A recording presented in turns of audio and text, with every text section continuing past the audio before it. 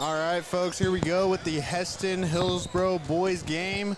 It's going to be a pretty intense game here. We got some rivals going on in the Trojan Classic, and it should be a great game today.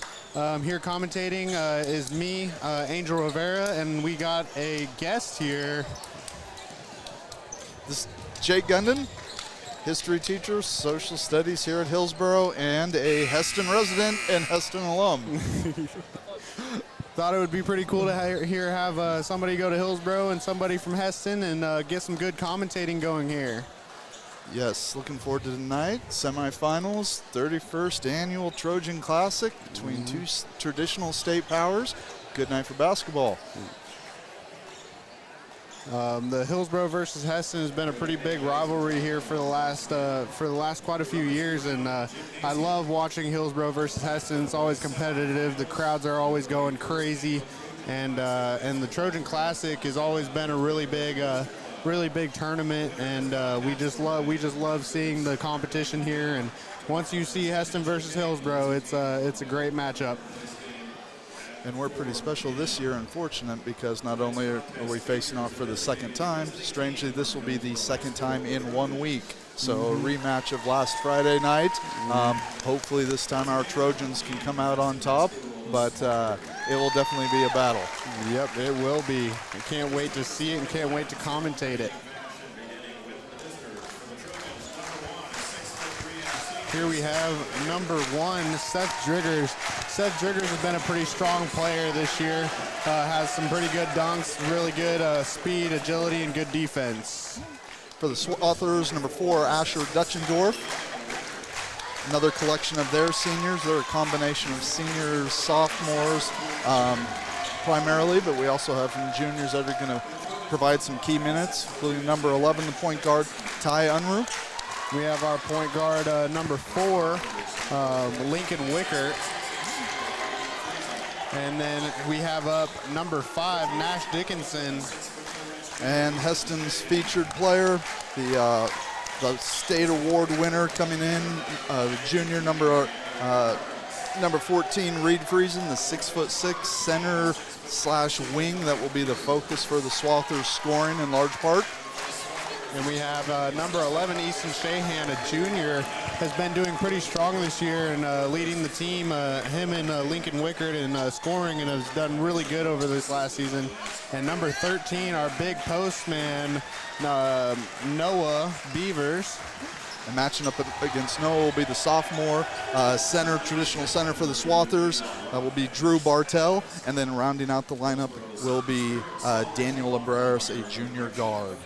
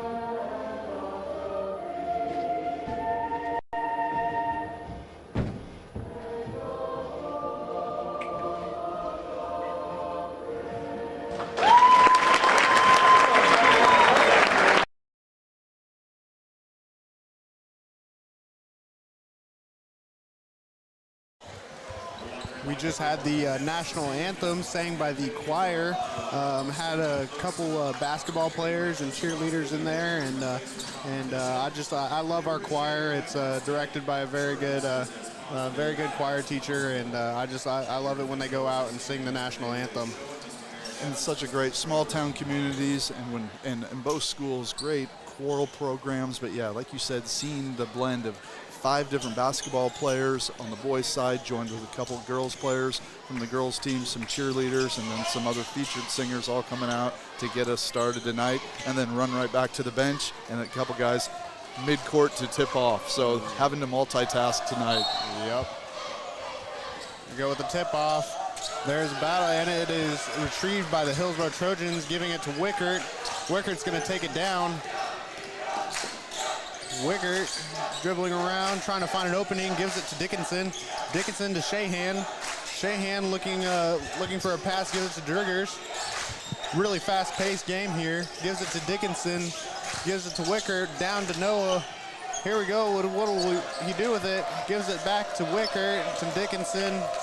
Trying to find a pass, gives it to Wickert. Wickert with the 3, does not make it, but rebounded by Beavers.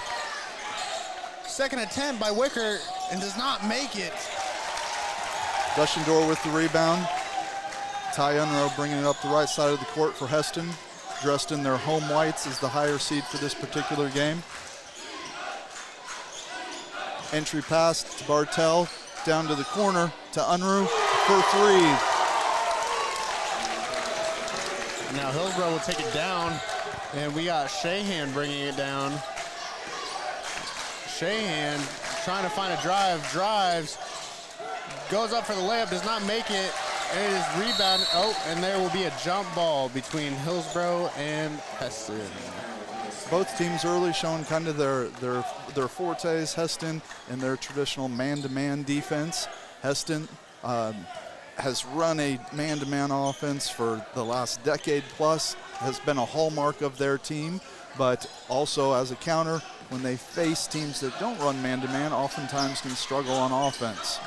Their focus player, Reed Friesen, into the midcourt, to Duschendorf on top of the key, to Lambreris, back to Reed, on top of the key, hits a 3 again, and this is a little uncharacteristic for the Swathers entering tonight. The team is shooting roughly 20% from three-point range, so it is not a typical strength for the team, but starting off 2 for 2 for the game doesn't bode well necessarily for our Trojans. And by the looks of last game, the Hesston Swathers really harped on getting there into the post, giving it to Reed or Drew Bartel, and now it looks like they've changed their play style a little bit, working a lot here in this last week since the last matchup. And you're seeing a lot of different things here from the last matchup, and now it's more intense and really high pace right at the start. Lambreris in the slot. Again to Friesen up top, looking for Bartel down in the low post. And there's a steal by Beavers. Wickert will give it to Shahan. Shahan here at the elbow gives it to Driggers. Driggers to Shahan. Shahan will try and find a shot, passes it, and there will be a foul. Oh. Looks like the call's going to go against Reed Friesen in the high post. Hand check or a hold. Hillsboro will throw it in, trying to find a pass by Driggers. Wickert shoots it and does not make it. Rebound by Friesen. Hesston pushing up the ball. Duschendorf for Lambreris on the wing. Drives through and under. Swings it to Unruh. Unruh to Reed at the top. Duschendorf again in the slot. Back to Lambreris at the top of the key. Entry pass down inside to big Drew Bartel. Once he gets you sealed inside, that is a tough matchup for anyone. Drew standing 6'5" and probably a healthy 230. Incredibly strong. Turnover forced by Heston's press, but Friesen misses the drive for the layup. And with Drew, Bartel, he is a sophomore, but he is such a big player, and he's tall and he's big, and it's with someone smaller than him, it's trying to box him out. And here we go, a 3 by Shahan. Now the Swathers will bring it back down. a good answer there by Shahan to finally get us on the board. Hesston again operating through their motion. Although looking inside out, they get it inside to Drew, but both Seth and Nash collapse on him. And there was a foul on Dickinson, and trying to guard someone like Bartel, it's hard, you know, and drawing fouls is really easy down there in the post, because with somebody that big, that tall, it's so hard to guard. But it's more you have to try and prevent it before he gets the ball. Yep, denying the entry pass, sometimes playing on the front side of the post. Anders is checking in now to relieve Nash because of those quick early fouls. So size will be even more of an issue moving forward if foul troubles progress. Unruh takes Shahan off the drive, but is blocked inside on his shot attempt by Beavers. Now Shahan will bring it down, giving it to Driggers. Driggers will try and find Wicker. Wicker goes for it, but there is a Reed Friesen will hit the ball out of bounds. Checking into the game early for Hesston, number 3, Blake Hansen, a 6-foot senior. Hansen is part of the core 9 that plays frequently, but this is one of the more early check-ins for him. Also on the court, we had missed him, is sophomore number 5, Gavin Larson at the guard, and Carter Gonzalez at the wing post. And one thing that I've seen over the season by Gonzalez is a big player. He might not have much height, but he makes up for it in speed. His defense and offense, finding those open spots. He's been a pretty, especially in the last game, the Hillsboro Hesston game, later in the week. I mean, he was a threat down there at the post. Yeah, absolutely. A player that goes underlooked quite a bit because of what he gives the Swathers. May not always fill up a stat sheet, but the energy and excitement that he brings, the intensity, and then just like our Anders, you just look and don't necessarily think basketball player, but a high skill set, and takes advantage of that. With that said, he picks up the early foul in that Hesston press up on top, so Hillsboro's going to inbound at the 3-quarter line, seeking to set something up against Hesston's man press. Little trap action. And here, just listening to these student sections and these crowd, you can tell it's a rivalry. It's loud, and you got the student sections both going at each other, and you just love to see it. And especially after that foul, you just have so many of the fans just going wild. Checking in for the game for Hillsboro, number 21 senior Owen Dahlke, subbing in, giving Noah Beavers a break. Throws it in to Weisbeck. Weisbeck's going to try and find a pass. Gives it to Shahan in the corner. He'll go in for the drive. Gives it to Dahlke. Dahlke will give it to Driggers. To Wicker. Wicker will shoot and does not make it. But Anders with the rebound, goes back up with it, does not make it. Rebound by Shahan, does not make it. Oh man, the Hillsboro Trojans have not been making their shots tonight. Contested shots, getting some good looks, but not yet really getting them to fall. And I know it is early here in the game, and it's really one thing that I've seen with the Hillsboro Trojans is seeing that it takes them a little bit to get into the rhythm, getting into the shots, getting those layups. It's just they're so tense and just trying to and taking things too quick, just needing to relax and lay down those layups and lay down those shots. Hesston, who frequently subs at just about every dead ball, brings in a new battery of players. Checking into the game or returning to the game is Daniel Embretters, along with number 23, sophomore Jarek Humphreys, a wing guard. And then also returning back into the game is Dutchendorf out at the guard itself. Dahlke with the ball, gives it to Shahan. Shahan's going to hit a spin move and shot. Does not make it. Really good move, but just couldn't finish the shot.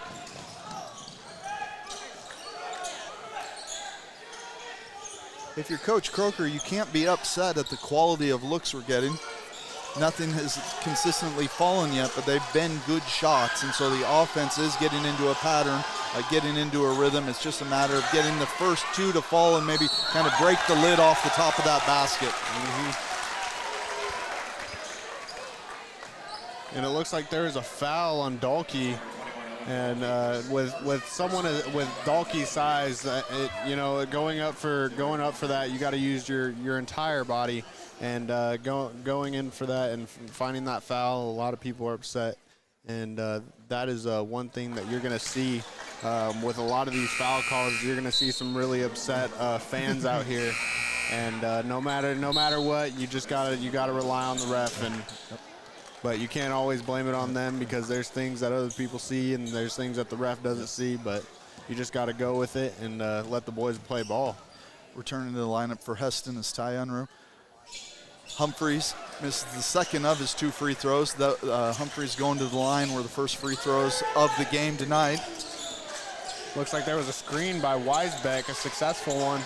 Now we got Dickinson, gives it to Wickert. Wickert for his 5th attempt and does not make it. And there is a rebound by Weisbeck. And there will be a foul on the Swathers.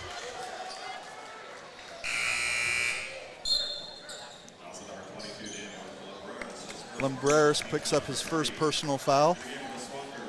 Returning back into the game is Reed Friesen, number 14, subbing out Jarek Humphreys. Dalkey with the shot, and he makes it! He makes it! Dalkey, when he gets in, he will find those open shots. And a lot of people underestimate him because of his size and being a JV player, but when he shows up, he shows up. Swathers with the attempt. Bartel goes up with it and does not make it, but he drew the foul. Bartel already is kind of showing the problems on both ends of the court for the Trojans. On the defensive end, gobbling up defensive rebounds, and now this pattern of grabbing some key O boards, which worries you when Big Drew gets going. Momentum and just his rhythm really can start to fire. And so as Hesston's typical second leading scorer, Trojans have to make sure to put an extra body on him to push out, move him away from the basket, make him play 10, 12, 15 feet rather than that inside circle that he so often wants. Mm-hmm. He does go ahead and make his second attempt. Looks like there will be a substitution. Back in for Hesston, number 5, Gavin Larson, and exiting the game, 14, Reed Friesen. Shahan will bring it up. Dickinson, see what he'll do here. Goes in for the drive, tries to find the pass, but there's a steal by Bartel. Larson up the court to Lumbreras, off to the side to Unruh, back to the top of the key for Dutchendorf. To the slot for Larson, back up to the top of the key for Unruh. 25 seconds left in the quarter. Bartel back up to Unruh. Coach Roth motions, calls for one shot now. Setting up the play. Swathers in a 4-out, 1-in with Bartel at the high post. It looks like the Trojans are going to try and get into a trap defense so they can't get any shots up. Goes up with the shot and does not make it. And that'll wrap up the first quarter. It has been a dogfight out there. And it looks like Hesston is really starting off with the momentum here. But here with this going into the second quarter, I think Hillsboro really needs to get it together. And instead of going up with the open shot, they need to find those quick shots, the layups, the not the long range. Because this early in the game, missing all those 3-point shots, it's not it. You gotta go with the smarter plays and find the real openings.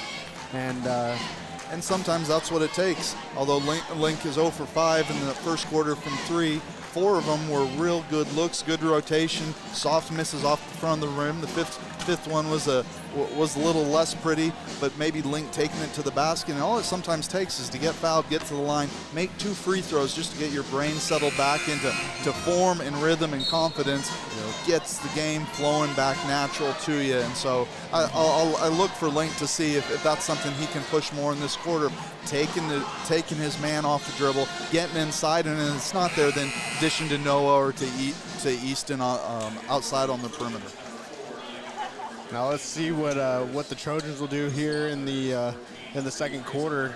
Looks like both teams are returning the starters, minus Carter Gonzalez is in for Bartel. Wickert will take it up to Driggers. Passing it to Dickinson. Down to Backdoor Driggers. cut. Oh. And does not make it. Beautiful back cut and a high ball screen, or an off ball screen to free up Driggers, but Seth can't put it in underneath. Those bunnies can kind of demoralize, so hopefully short memory, reset, and try to get it back. Looks like there is a missed pass. Friesen a little sloppy on his exit pass back out to the perimeter under after their first initial entry pass.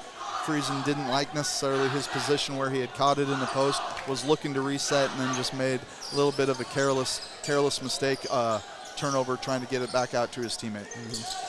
And the Trojans, I mean, with that, and a missed attempt by Shahan.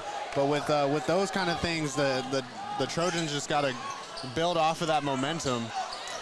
And there's Gonzalez looking over there for those rebounds. Just what we said, sometimes that energy that Gonzalez brings, those key putbacks, battling inside, even though he's an undersized post, energy is underappreciated what he brings to the Swathers.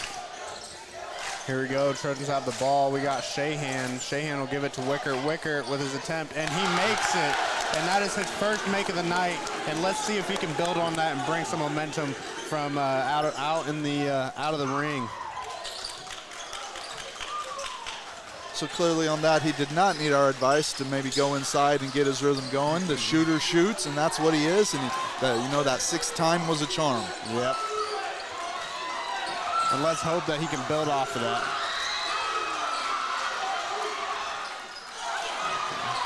Gonzalez misses the layup on the cut, secures his own offensive board to keep the possession alive. Errant pass by Friesen, hits the side of the backboard. Driggers up court in transition, goes right at his defender and draws the defensive block call against number 4, Dutchendorf. And with Dutchendorf, seeing that, you got to keep your feet set. You can't walk backwards. You just got to stay set and you have to take it. That's one thing that I appreciate about people that will take those charges. And it sucks, having to fall on the ground, risking hitting the back of your head, but sometimes you just got to take that risk so that they, even if they do score, they get that foul and you get the ball back. A whole new practical factory of Swathers checking into the game, returning into the lineup. Drew Bartel, number 50, 23, Jarek Humphrey, 3, Blake Hansen, 5, Gavin Larson joining Reed Friesen back on the court. Here we go with the Swathers on offense. Motion looking like they're trying to get a seal for Drew down low against Nash. Working on Nash, potentially seeking to pick up another foul against him. Clean cut to the basket by Hansen, but just like the previous possession, Hesston can't capitalize on those good cuts. Miss another close-in look. Here we go with Shahan has the ball. Draws the foul, tries to go up for the and one. And with Shahan, seeing him over the years, he lives basketball. He really lives basketball, and seeing him go out there and show his craft. And once you get him driving, he will not stop. He will look for that basket. If he has to draw a foul, he'll draw that foul. And seeing him out there, going in for those drives, going for the three-pointers. And over this past year, especially from last season and being a starter, maturing in the basketball game, not making, the ridiculous shots and going for the smart ones. And the beauty and the smarts of that, being aggressive, driving on your man, that last drive by Easton not only puts him on the line, but probably just as important, against Friesen, picks up Friesen's second foul. So with 2 fouls in the first half, I would anticipate him likely sitting for the remainder of the half. But we'll see what Coach Roth chooses to do with this.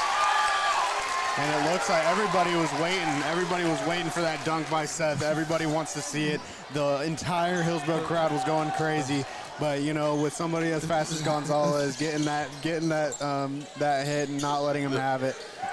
Yeah, no easy baskets allowed for the Swathers on defense. Right? Never dirty plays, but they are going to make sure to get back and get a contested hand up or a contested body to prevent easy transition baskets. And the Swathers score here. There was a very great play against the zone. Bartell down there in the post, boxing out, trying to find an opening.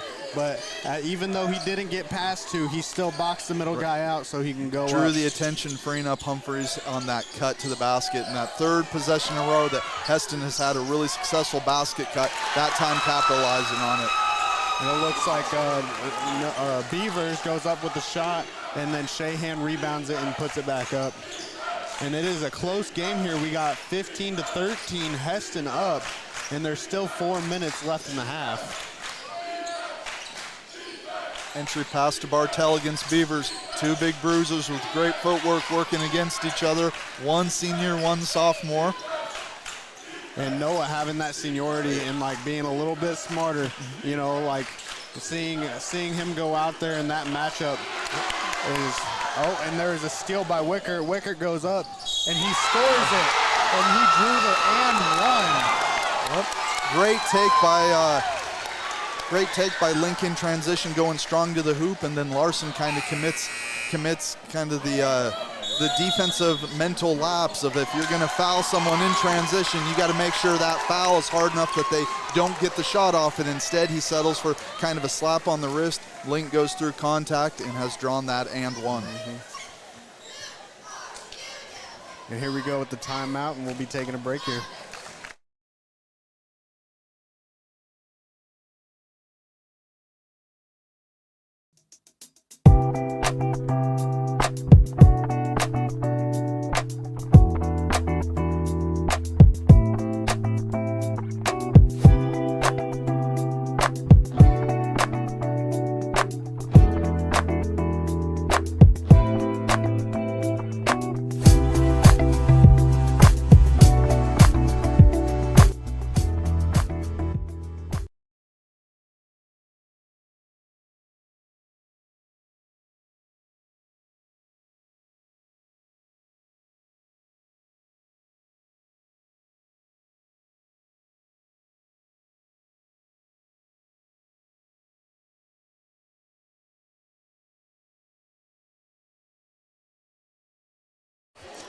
All right, here we are. We are back, and there's 3 minutes and 46 seconds left in the half. We have Wickert gets one attempt. He made his shot, and now he is going for a three. And let's see if he can put 3 points on the board and get the Hillsboro up. Wickert delivering the Trojans their first lead of the game. Worked their way back from that early deficit created at first by the Hesston kind of barrage of outside shots. But now that we've settled in, as we kind of predicted, starting to capitalize, finding our rhythms. And our defense is showing some patience and some discipline, allowing us to get extra offensive possessions. Hillsboro will have the ball. Wickert will give it to Dickinson. Dickinson to Shahan. They're doing a lot of handoffs here, trying to find openings. Looking for that back cut, and wonderful lob look from Link to Easton on the cut on a circle screen. Easton just can't quite put it in as a layup alley-oop. And with big plays like that, just having to and just trying to finish those, and he will get the and one. Beautiful two-man game right there between Unruh and Bartell. A little two-man action on the left side of the court. It was just a simple ball screen set by Drew. Opens up, rolls to the basket. Ty dumps it in over the top. Big Drew catches the ball, finishes, and has his own opportunity now for that and one play. And with a play like that, with a post and the guard, setting that screen and then the post looking back for the ball, because of that guard, if he cannot go up with it, he always has that, can go down to the post and can get some more points on the board. And it's a deadly play, and you see it everywhere. And also with Bartell being a sophomore and being able to read those kind of plays, it's smart, and you can see him mature over basketball and find those plays. Yeah, like you said, it's it's such a basic play, but such a beautiful play that every good team has that in their playbook. Some use it more than others, but you know, if it was something that could be stopped, we wouldn't have seen, you know, one of the 4 leading scorers in NBA history, Karl Malone and John Stockton, run it together for roughly 20 years. It works at any level if run right. Steal by Hesston in transition, pushing up the ball. Larson finishes a tough layup, no call on the contact. Hesston bench wants an and one opportunity, but will have to settle for just the layup itself. And Wickert giving the ball to Shahan. Looks like Weisbeck with the screen. And there was a travel by Shahan. Looks like got a little discombobulated at the top as Anders came out to set that ball screen for him. A little moment of hesitation, and Easton takes just that one extra step as he's rubbing off, gets called for it. Turnover Trojans. It looks like there's a lot of fans not so happy right now, and you can hear the student section, and they are loud. And now our student section is going to start clapping back, and let's see if the Trojans can come back and get their points back on the board. They've created 2 turnovers, and one thing about the Swathers is the Swathers, as soon as they get the momentum, they are going to try and keep it. That's what they're good at that. And that's one thing they've been known for in this rivalry. That's one thing that I've seen over so many years. And there will be a foul on Bartel on Beavers. Big Drew picking up his first foul. Gives an opportunity again for the Swathers to substitute. Number 34, Carter Gonzalez, checking back into the game for Dutchendorf. Entry pass inside. Beavers can't deliver on the 4-footer. Rebound Bartel. Now Hesston pushing the ball up court. Larson into the slot. Back up to Unruh. Swings the ball to the opposite side to Lambreras. Gavin Larson on a curl screen. Back out to Lambreras, who misses the 3. Tipped off the hands by Gonzalez. Trojan ball. And you want to know what I love to see? I love to see Gonzalez and Anders and their matchup over, and both being seniors, playing them back in 7th grade. And I can even say for myself, me going up against Gonzalez, seeing Anders and Gonzalez there at the post, that matchup, seeing it over these last few years has been great. I love to see it. Yeah, at times, you know, kind of like mirror images of each other, built roughly the same, provide the same energy. While Carter may have a little bit on Anders on the speed department, I think Anders probably has the strength advantage. But watching them battle out on the court, like you said, is pretty fun to see.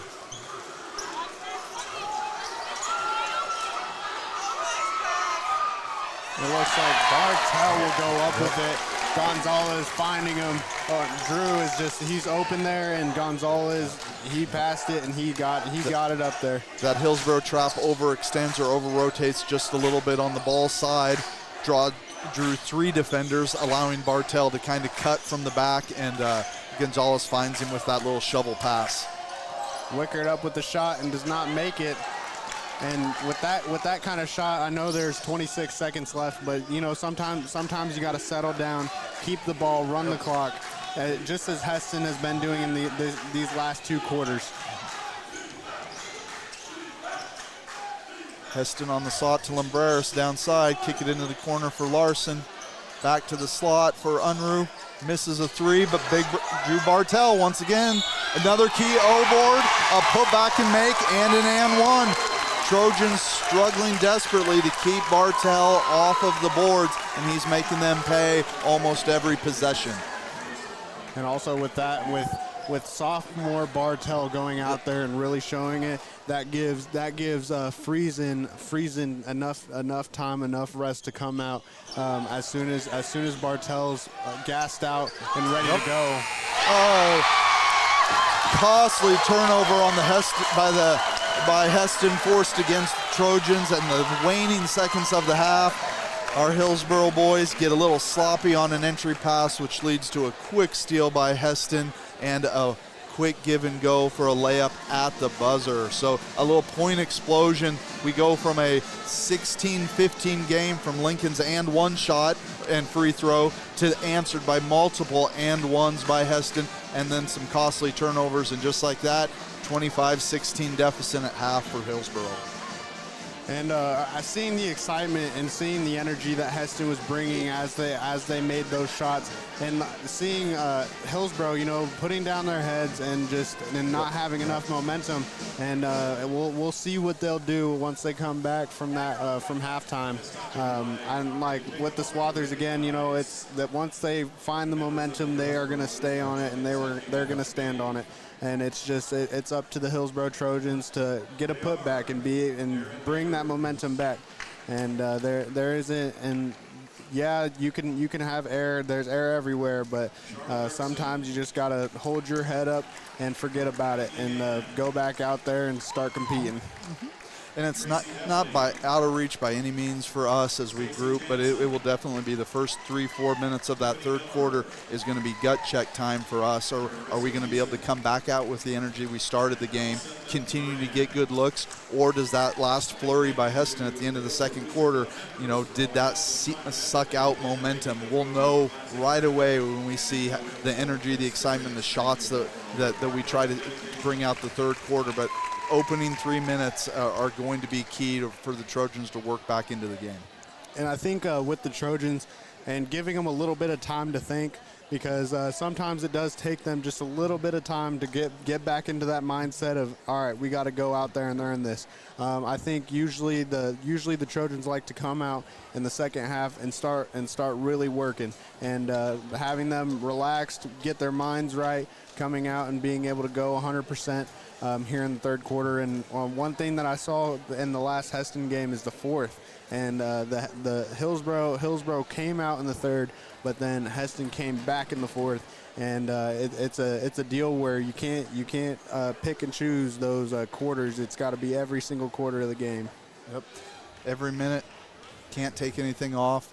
But yeah, like you said, an opportunity here at half for Coach Croker to reset, kind of review some things that he definitely saw in the scouting report that he probably wants to just reemphasize, regroup, and then point out the good things too, that Hillsboro was able to get some real solid looks. So I would anticipate Hillsboro staying in their 2-3 zone in the second half, although we had a couple defensive lapses on some cuts. It's just statistically out of the ordinary for Hesston to continue to hit their three-point shots, and I think Hillsboro is going to dare them to make that in an attempt to really kind of buckle down and slow down Bartell, and then Reed Friesen when he comes back into the game to start the half. Yep, and there was the first half there, and we are going to go ahead and take a brief break here, we will get back into the second half here in 7 minutes and 30 seconds.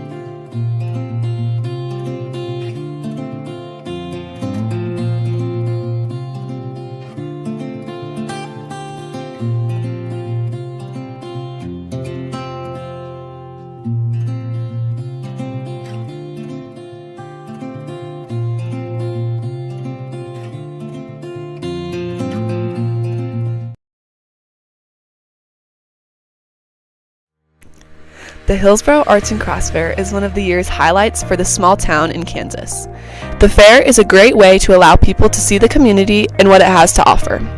When walking around the fair, you can see many different booths, from local businesses to vendors from more than 15 states.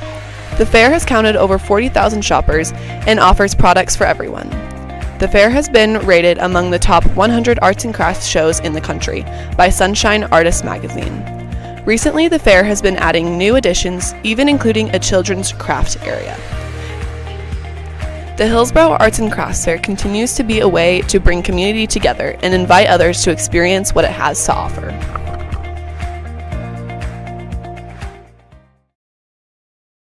Hillsboro Hardware, a family-owned business since 1985, located in downtown Hillsboro. We stock a wide variety of best look paint and other supplies at our full-service color bar, including custom color mixing. We are suppliers of Milwaukee and Black & Decker products, including drills, saws, and blades. We also have a variety of indoor and outdoor hardware, hooks, hinges, screws, and lumber, not to mention appliances like water heaters. Visit us across the street at 2S Outdoor Power. We are your one-stop shop for Gravely, Echo, and Grasshopper products, providing sales, service, and parts. Come visit us today at Hillsboro Hardware, located at 125 North Main Street, and 2S Outdoor Power at 121 North Ash Street.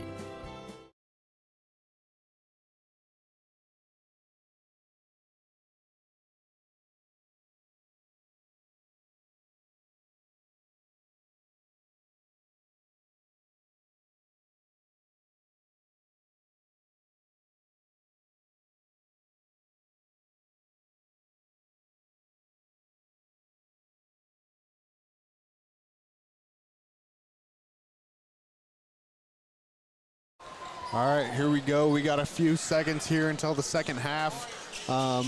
We got the current score is 25-16. We got the Hesston Swathers up, and let's see what the Hillsboro Trojans will do coming into the second half. If they will come out and prevent turnovers, if they will come out and start finishing up shots, layups, and all that. Some halftime statistics for you. Scoring on the Swather side: Hansen with 2, Larson with 2, Unruh with 3, Friesen with 3, Humphreys with 2, Gonzalez with 4, and Bartell with 9 for the Trojans in the first half. Driggers with 2, Wickert with 6, Shahan with 5, and Dahlke with 3. Looks like we are starting the second half much the way we started the first half, with the starting lineups for both teams on the court.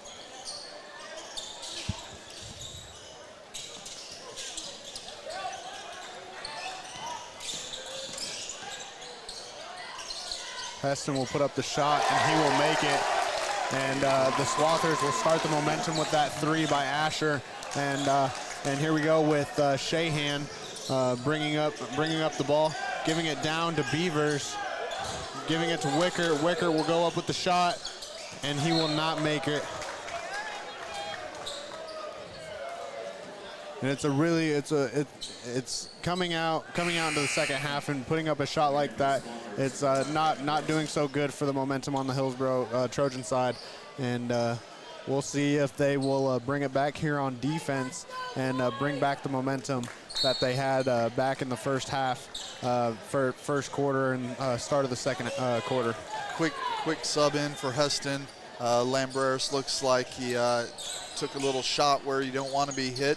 Gavin Larson checking into the game for him. There will be a steal by Dickinson. Dickinson will come up, will give it to Driggers. Fake, put it up again. And great look, and just can't finish. 2 different attempts under the basket. Key misses for the Trojans after producing a turnover in transition. Hesston comes down, capitalizes with a little high-low instead of Hillsboro working their way, chipping their way back into the game. The miss on the offensive end, followed by a quick Hesston basket, is a potential 4-point swing, putting the Swathers up 30-16. And now with a gap, 14, point gap, you know, it's going to be really hard for the Trojans to come back from that. But it's all going to come up to the smart plays, preventing turnovers, and creating turnovers. Looks like there will be a steal by Friesen. Friesen will go up, and he will score again. And like you said, the Swathers are a team of momentum. The basket to put them up 32-16 makes it 17 unanswered points for the Swathers, dating back into the midpoint of the second quarter. That and one by Link, which had originally given us that 16-15 lead, has now been answered in multi-form by Swathers on that 17-0 run. So again, ebbs and flows you can wither, but this storm, this onslaught of continuous points by the Swathers, the Trojans need to find a way to answer not just once, but valuing each possession and capitalizing on the good looks that they're getting. Dickinson with the shot, and he will make it. And one thing, strange enough, one thing that I have not seen out of Dickinson here, there in the first half was Dickinson likes to put up those threes, and he is a pretty consistent shooter. And he doesn't put them up as often as Shahan and Wicker, but when the time's right, he goes up there with the shot. And maybe it was his clapback. Maybe it was he said, you know what, I'm gonna create the momentum myself, and I'm gonna go out there and I'm gonna make it. And I love to see when Dickinson out of the blue comes out and starts making shots. And we'll see if he can build on top of that and try and carry and lead this team on to get that momentum back. After that three-pointer, a quick Hillsboro timeout by Coach Croker to revamp, reset, and we'll see what he does on the defensive end. Although we had ended the second half in that 2-3 zone, we had started the second quarter, ended in that 2-3 zone, started out in man for the third quarter, and it looks like that is what Hesston will continue to face against the Trojans. And here's this matchup again, Beavers and Friesen. And it looks like there will be a foul on Dickinson. And also, again, you know, Dickinson going up against Bartel, and he's such a big body and it's more of trying to get low, use your hips, because using your arms and using your hands it's not where it's at, because you will draw that foul. That's Nash's third foul of the game, so he's going to have to grab some time on the pine. Hesston takes quick advantage of that substitution of Hillsboro having to go small, and Bartel once again finishes close into the rim. Wicker will try and go in for the drive and try and go up for an attempt, but does not succeed. Hesston with the shot, and they Larson by three, building this, and we are on this 22-3 run dating back into the middle of the second. Hillsboro careless again with the ball. Gonzalez the steal, but misses the layup. And Gonzalez tries to recover, but picks up the cheap foul, giving Hillsboro a chance to kind of reset. Boys looking to need to take a deep breath, lock in mentally, make some more firm passes, stop giving away with the eyes, and get back into an offensive flow. And there Gonzalez is again really showing his speed, and he's locked in, he's focused, and when he's on something, he's on it. And Hesston showing a 1-2-2 half-court trap with Gonzalez up top. Again, forces another turnover. Hesston in transition. Hansen back up to the top of the key to Larson. Misfires on the three. Rebound Link. Link will take it up. Looks up. Tries to go for the layup and does not make it. Little step through action. Went chest to chest. Got a good look from about 5 feet, but could not get it to fall. And the Trojans are looking tired. They're really trying, and with Hesston having so many substitutes, you got most of those starters coming in and trying to really thug it out and finish off this game. But it's so hard when you're out there for most of the game and you're tired and not getting many breaks. And they really gotta take those timeouts and get that rest that they need, and hope that they can make better choices, go out there, play better defense, and being able to be 80, if not 100% once they go back into the game. And in an attempt to bring a little energy, we see a substitution in by Hillsboro. Dalkey checking in for Wickert. And it's not very often that you see him take a seat on the bench, but he's been going hard and looks, frankly, just a little bit gassed. Hesston, as you mentioned, continues to run kind of waves in against substitutes at the dead ball with fresh legs as they swing the ball around the top of the perimeter, looking inside to Friesen. Friesen on top of the key for Humphreys. Humphreys knocks down a three, and this is quickly starting to border that point in the game where things can get completely out of hand.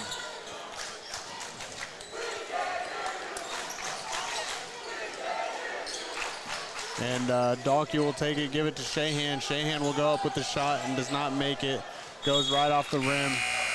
And a sign of tired legs is oftentimes jump shots that finish short and lack the traditional arc. Easton got a decent look. There was a hand in his face, but, you know, his shot falls short. It wasn't his normal, typical high arch, and you have to think to yourself, is that a sign of fatigue? That short bench, that 7-man rotation becomes challenging for the Trojans as Swathers continue to substitute in every dead ball, fresh legs coming in to keep up their energy. Mm-hmm. And like with Friesen getting so much of that time off there because you have Bartel going out there and really showing himself, giving him that time to rest. And now you really see it. Now you see him really handing him the ball. And Friesen's been making some really smart plays going out there and making good passes, trying to go up for good layups, and really playing it smart. And not only when you're tired, you're not just physically tired, you're mentally tired. And when you're mentally tired, you make small mistakes, you make those turnovers, you don't finish your shots. And it just snowballs, and that's what we've seen. That's what we've seen in the last, 8-9 minutes of this game, going back into that first half, is a couple little flakes of problems, gathering momentum. It starts rolling down the hill, and now the Trojans are facing this opportunity where it's no longer a snowball, it's an avalanche of points by the Swathers. Hillsboro 1 basket in the last 8 minutes and 40 seconds. Mm-hmm. And let's see what they're going to do here after that timeout. He's going to put up a shot. And Humphreys hits again. And as we mentioned at the top of the broadcast, Swathers statistically this season not known for their prowess on the outside shot, but it isn't necessarily for lack of talent or threat, just not showing it in previous games. But the sharpshooting sophomore, Jared Humphreys, is now starting to make them pay, and then they continue to battle and lock up on the defensive end. And now we'll see what Hillsboro will do here on defense. Again, looks like sticking in their man-to-man with finally that matchup on the defensive end we probably would have anticipated but really didn't see last Friday or the early part of this game, with Beavers guarding Bartel rather than Dickinson now in foul trouble on the bench, or with Anders trying to guard him inside. Mm-hmm. Dalkey a little frustrated on the kick out, knocks down a three, but an off-ball foul negates the shot attempt. So the Hillsboro will have to reset here. 2 minutes and 13 seconds remaining in the third quarter, and the team down by 26. And one key deal here is one thing that you see the Swathers doing is you see them having a lot of communication, but that's what you're seeing Hillsboro lack. But here we go, Beavers going up and getting that ball and putting it back up, and Friesen just wasn't there and making it a really open basket. Trojans have to remind themselves there's no such thing as a 25-point shot, and so the only way to get yourself back into the game is one possession at a time, one defensive stop at a time, and then capitalize on the offensive end.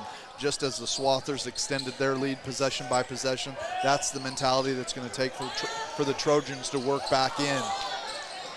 And perhaps this is a sign. Hesston misses a three at the top of the key. A scrum for the ball out of bounds gives Hillsboro the possession back and the opportunity for Seth Driggers to check in for Noah. Also presenting perhaps our smallest lineup on the court that we've run all game, with Easton being the height and Anders being really the only traditional post on the court.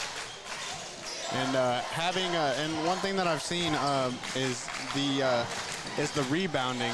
One thing you got to do is you got to rebound. And just as you say that, Anders captures a great offensive rebound to keep it alive, but is called for the offensive foul on an attempt to put it back up. And with what I've seen is a lot of those points that Hesston has been making is putbacks and getting those rebounds, kicking it back out to the guards or the point guard, and then making those threes. And it's rebounding might not seem like it, but it's a really big deal. And like one example of mine is Dennis Rodman. Might have not been the most scoring, might have not been the best offensive player, but he made those rebounds and he had great defense, and that's what made him a successful team. Easton drives, takes his man off the dribble, gets into the middle of the lane, draws that extra defender's attention, and then dumps it off to a teammate for that layup. Again, a possession here, another stop, eking back in a little bit of momentum, one bucket at a time, seeing if we can close out here with a stop at the end of the quarter, with Hesston looking for one final possession, holding the ball. And there you go, freezing with the dunk. And that's what I think most of the Swathers are looking for, is that dunk, and seeing and again, like what we said in the first quarter, when that guard is going in and he's driving and he looks for that post, if it is open, they will give it to him. Yep, on that pick and roll again, it was a change in the cast of characters on that basket. This time it was Friesen and Dutchendorf running that two-man game. In that first half, we had saw that beautiful play between Bartel and Unruh, but if it works, it works, no matter who. If people know their spots, they've been drilled and practiced right, you can run it with any pairing if both players know what to do. And in that one, they definitely capitalize, allowing this time with authority for Friesen on a dunk on that pick and roll. Yep, and also with something like that, I think Hesston, they have the momentum, they have the excitement, and it's a deal where the Hillsboro's really got to make it happen here, because it is the fourth quarter, and they got to make every second of this fourth quarter to make a comeback. And by the looks of it, there is such a big gap, and it's going to be an absolute dogfight to get back. Yep, we'll see if Hillsboro can piece something together, maybe a potential finish for the ages. Dickinson checks back in for Dahlke, so the starters again to start the fourth quarter on the court. Opening minute or two is going to reveal a lot. Do we have fight? Do we have that drive to work ourselves back in the game? Link just can't get that three to fall. It looks like there is a foul on Friesen, I'm guessing over the back, or a push, and now they have a second attempt here, and we'll see what they do with it. 4-low entry pass on the inbounds to Easton. Beavers gathers the ball and hits Easton at the top of the key, and it'll be more possessions like that it will allow Hillsboro to get back into the game if this comeback is going to happen, delivering us 3 points when needed.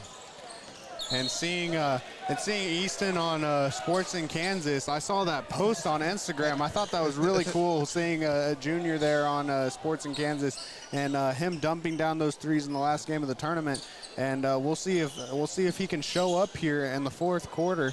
And it's a whole different scenario, because now you're going against your biggest rival, and we'll see what he can do here. Beautiful ball movement by the Swathers, in and out. Friesen finds Gonzalez in the paint, delivers on a two. And there's Gonzalez being sneaky, using that speed, getting where he needs to go, and that's all he's about. And even though he's not as tall, and as lengthy as Reed or Bartell, even as a post, he finds the open spots. He doesn't sit in place. He finds it, and he gets the ball. Ooh, questionable no call. Friesen runs through Link on an inbounds pass. Officials consulting for the call. Declare it off Friesen, but although it's a 23-point deficit, Friesen should count himself a little fortunate not to be saddled with a fourth foul with 7 minutes roughly to go. But survives that, stays on the court, and the Trojans still face that task of working themselves back into the game.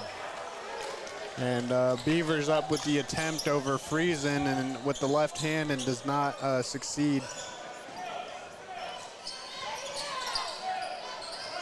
Lumbreras now trying to find his three. Off iron, rebound by Easton as he brings the ball up court. Trying to take it to himself. Gets a little careless with his feet, and another turnover by the Trojans. And with Dickinson being there in the high post, you know, it's a deal where you gotta get out of the way. You know, you either gotta box somebody out, make an opening, or you gotta go and try and find that open spot. And it's quick decision making and seeing what your teammates are doing and working on top of that. What they're doing, try and find something that you can do to make it a successful play. If it's the little things on the offensive end, it's spacing, it's strong passes, it's good movement, it's coming off screens. Those are the things necessary when you face a really strong man-to-man defense. You've got to be disciplined in your approach. And it looks like Hillsboro's trying to step it up here on defense, really getting trying to make a lot of steals and hitting the ball out of bounds. But, you know, no matter, just getting those defensive stops, giving yourself some rest, and trying to get the ball back. And it looks like they're working their tails off trying to get it.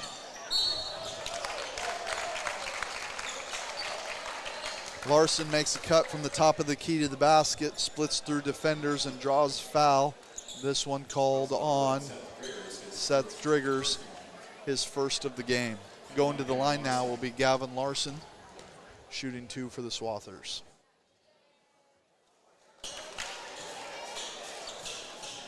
Larson's first shot draws back of the iron, miss.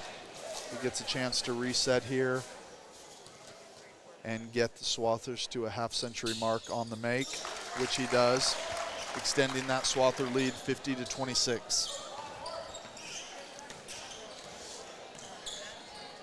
And there is about 5 minutes and 55 seconds left here in the rest of the game. Easton with the three, and there he goes. More of those, more looks, and he comes off a screen, curls on top, finds him right in motion, squares up, gets his feet under him, and knocks it down. And honestly, I'm surprised I haven't seen more of it with those small little gaps in the score.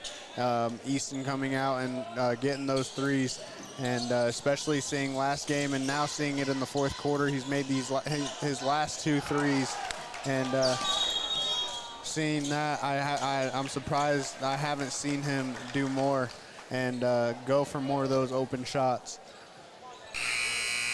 Turnover for Swathers on a hustle play following a miss. Hansen corrals the ball but had stepped on the baseline. Again, subs coming in on the court for the Swathers. Jarek Humphreys returning to action. The Trojans still have their starting five on the court, trying to force some momentum changes. Link takes the ball into the middle lane, but the heady play by 23, Jarek Humphreys draws the charge, falls back, and as you said, this time someone's willing to take that momentum, willing to hit the ground, and draws an offensive foul. And again, you got to keep those feet set, and that's what he did. And drawing that foul, now they got the ball back, and they can try and go for another attempt. And look who's on the offensive boards again. Once more, it's number 50, Big Drew Bartell for the Swathers. Gathers a miss by Unruh, puts it up through his defender, and extends the Swather lead to 52-29. Beautiful up and under move by Lincoln, who had caught an entry pass in on the low block from Seth. made one head fake and a spin, and then a classic little Hakeem Olajuwon move, a step through back to the basket, and the guard finishing as if he was a 7-foot post. And with moves like that, you know, just it's more that you got to see, and being able to pull more moves, going with the shot fake, and if that shot's there, then you can go up with the shot. But there's multiple options that you got, and having moves like that in your own playbook, you know, and you see a lot of that out of Lincoln with so much basketball knowledge. Seeing him. And he watches basketball, he loves basketball, and he lives basketball. And seeing him come out with moves like that, and he learns it and he puts it into play.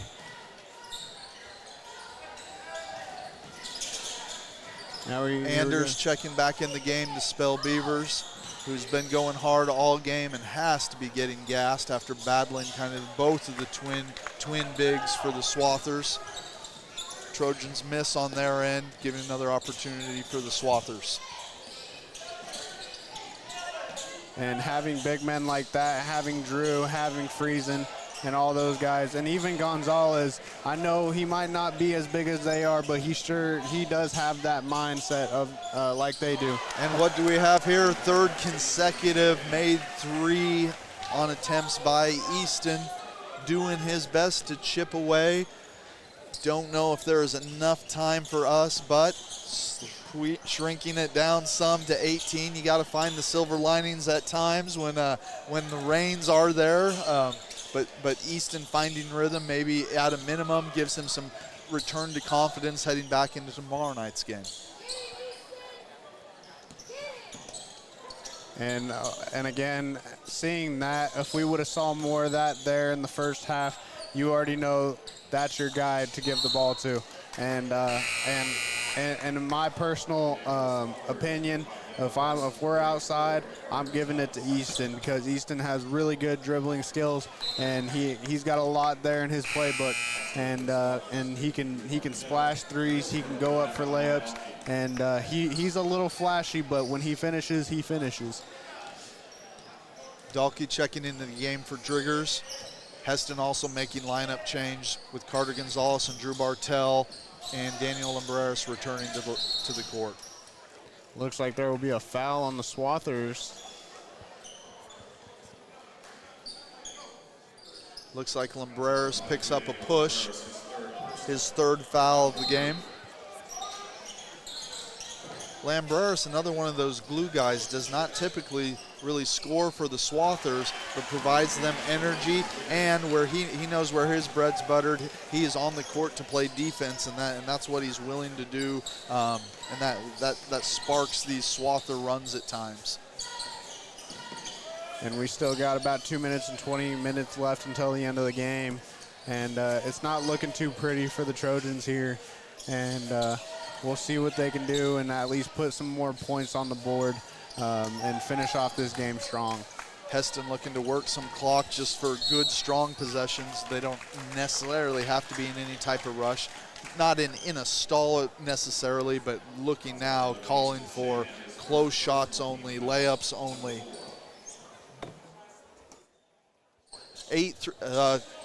Thanks to our ace stat man, that last Easton three was 8 on the night for the team. So Hillsboro able to keep up and match Hesston on the perimeter with three-point shooting tonight. But the difference is those extra putbacks, the inside game just has not been there for the Trojans. They haven't had an answer to the post presence of the Swathers, and so the difference really isn't in the perimeter. It's been on 2-point field goals and in close. And Wickert with his next attempt on the three-pointer and does not make it. The Swathers will come down on a fast break. The Trojans will gather, give it to Friesen. Friesen will go in for a spin, does not find it, and it looks like there will be a foul. Timeout. Hesston Garrett Roth, Coach Roth, takes a 30-second to kind of regroup. But as we talked about, there was an opportunity to push the ball for the Swathers, but because of the time and the deficit, rather than maybe forcing something with a 2-on-2 break, we saw Gonzalez wisely motion to his teammates to pull the ball back out and reset. Coach Roth agrees with Gonzalez's kind of patience, and then decides to take an opportunity to gather themselves, review what they're going to be looking for, if anything, in this last minute and 29 seconds of the contest. Yep.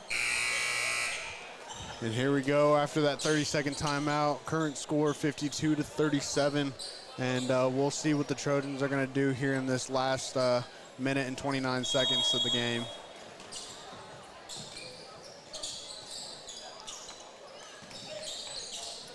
And it's not looking like it's not looking close enough to where Hillsboro is going to be fouling them and trying to get the ball back. I think it's enough of a game where in that gap I think it's a time where they call it.